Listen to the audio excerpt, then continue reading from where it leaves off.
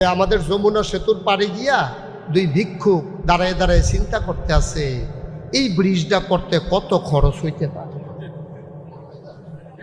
দুই ভিক্ষুক যমুনা সেতুর পাড়ে দাঁড়াইয়া চিন্তা করে ব্রিজটা খরচ কত যাইতে পারে, এটা এত বড় ব্রিজ নিশ্চয়ই অনেক টাকা গেছে। একজনে কয় মনে হয় 10,000 হইতে পারে, আরেকজনে কয় 10,000 তুই এই ব্রিজ করতে পারবি, 20,000-এর নিচে এটা তো আতে দেওয়া যেত না। ভিক্ষুকের যে আন্দাজ, তো ভিক্ষুক তো ভিক্ষুকের নজরে দেখে, ভিক্ষুক তো আপনার ইঞ্জিনিয়ারের নজরে দেখে না, ভিক্ষুক তো আর ইঞ্জিনিয়ার না।